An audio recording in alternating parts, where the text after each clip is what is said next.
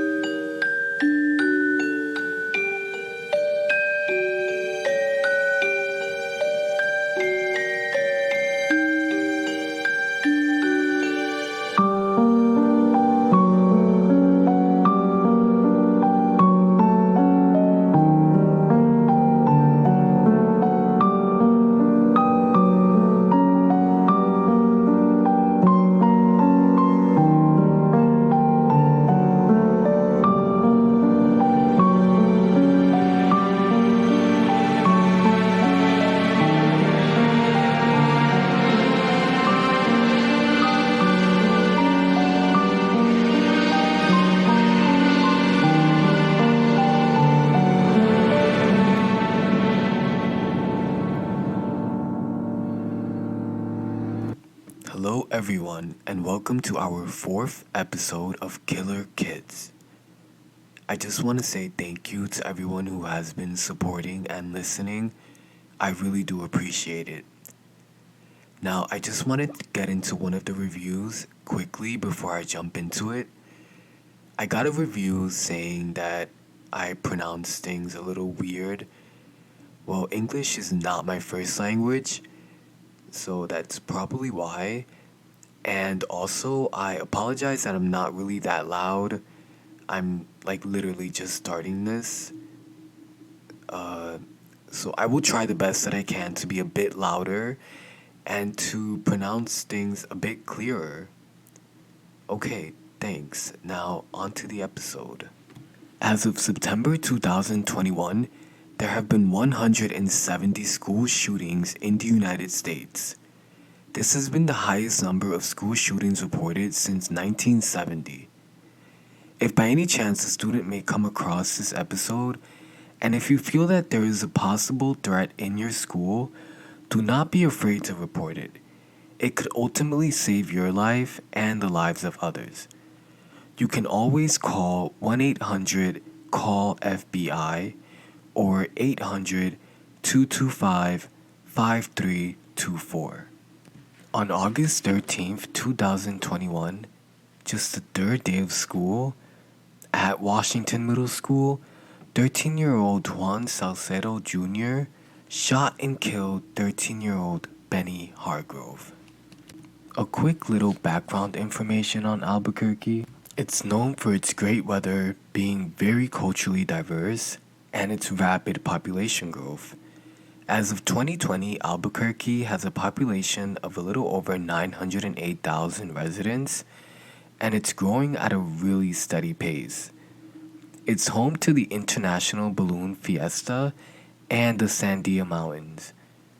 Despite being a luxurious, beautiful city, its crime rates are 171% higher than the national average, with your chances of being victim to a crime are 1 in 16.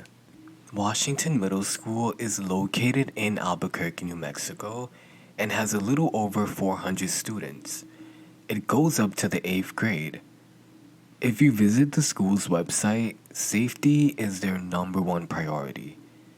They follow the ALICE training program, which stands for Alert, Lockdown, Inform, Counter, and Evacuate. Juan Saucedo Jr., who I will refer to as Juan Jr. from here on out, was in the 8th grade.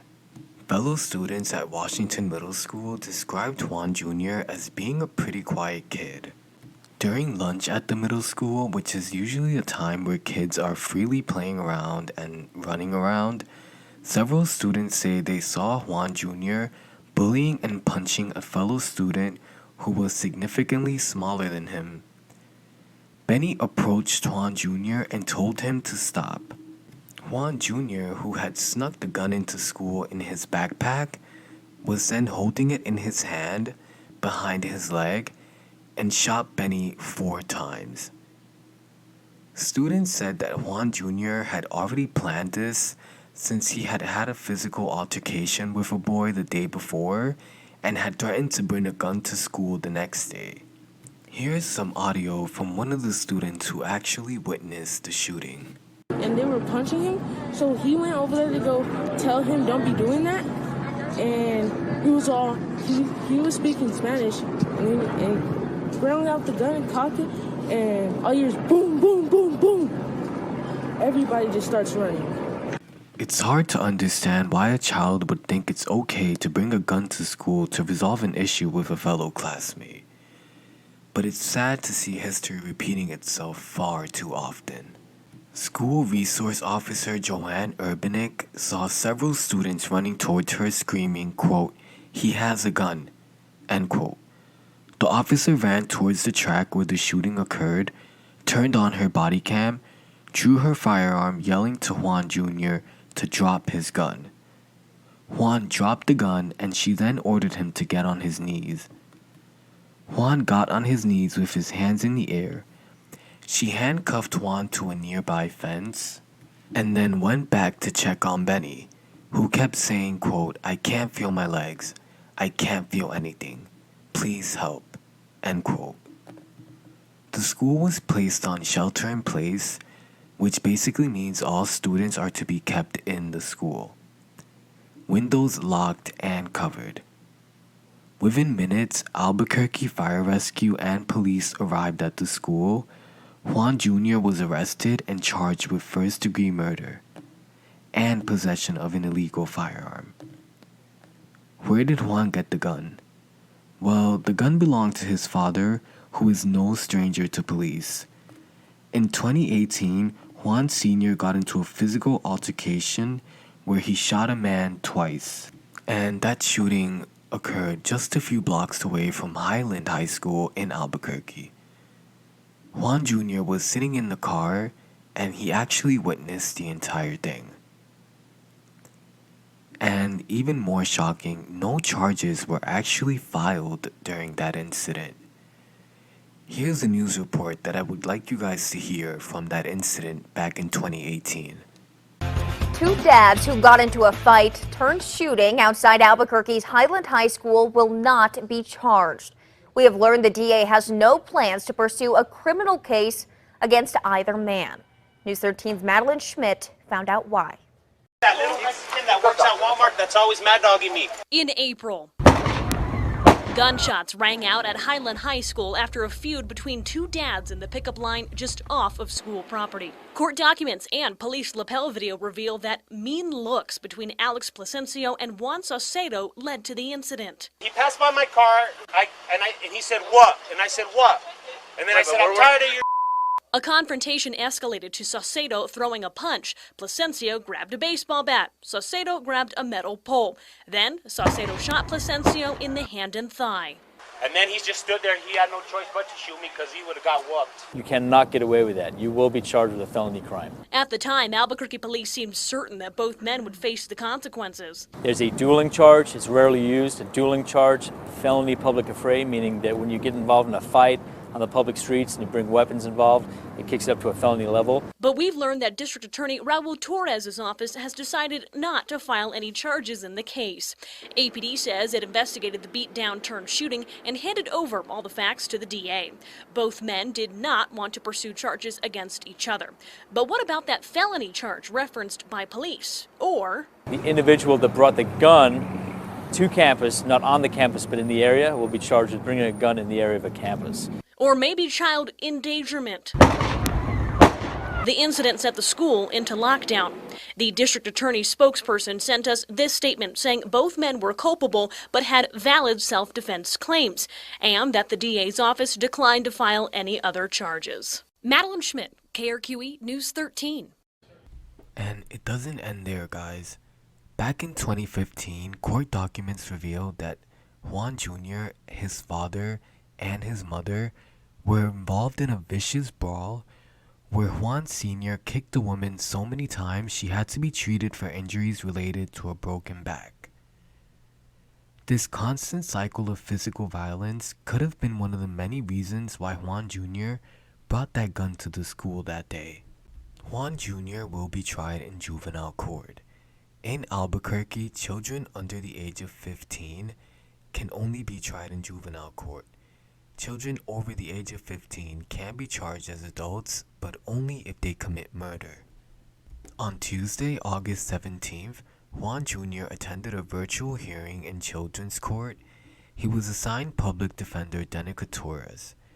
She raised the issue of Juan Jr.'s competency and stated that he needs counseling and treatment, which he won't be able to get while in custody. Judge Catherine Begay ordered Juan Jr. to remain in custody. Fast forward to November, just a couple of weeks ago, Juan Jr. attended another hearing where his public defender has noted his improvements while in custody. Quote, "He's enrolled in school and participating in therapy." End quote. The defense requested that Juan Jr. be released back home to his family and that the family would attend various court hearings and follow all rules set by the court. Juan Jr. has another court hearing set for next month. I'm not sure how I feel about them requesting him being released back home to his family, as you guys can see the violent past that this family has. Bennie Hargrove was a brilliant young man who loved playing basketball and boxing. He was a great big brother and always playing the role of protector to all of his siblings. His life was cut extremely short, but his memory and kind heart live on forever. Bennie Hargrove was a true hero. Bennie was laid to rest on September 4th in Albuquerque, where 13 doves were released in honor of Bennie's age. A mural was even painted for Bennie and was also painted to spread awareness for gun violence. The Bennie Hargrove Act is a gun safety bill that has been proposed by New Mexico's Governor Michelle Lujan Grisham. This bill will hold gun owners responsible if a child gets their hands on a gun. Gun owners could be facing a 4th-degree felony. On November 24, 2021, Bennie's family filed a lawsuit claiming negligence against Washington Middle School, the principal, and Board of Education for Albuquerque. Bennie's family claims that the day before the shooting, Juan Jr. actually brought the gun to school and was showing it to multiple students. Quote, "If they followed their own guidelines, he should have been suspended for a minimum of 5 days, because we do know he was on a plan for being violent." End quote. Juan Jr. is still currently detained, with a trial date happening sometime this month. When I find out any more information, I will definitely update you guys. Thank you guys for tuning in. Be well. This week's missing child is Michael Vaughn from Fruitland, Idaho. He has been missing since July 27, 2021. December 13th marked 138 days that he's been gone. I will post pictures on our Instagram and TikTok account. Michael was born on June 24th, 2016. He now would have been 5 years old. Don't forget to follow the show on Instagram and TikTok at Killer Kids Podcast, and that's Killer Kids with a Z. Thank you guys for listening.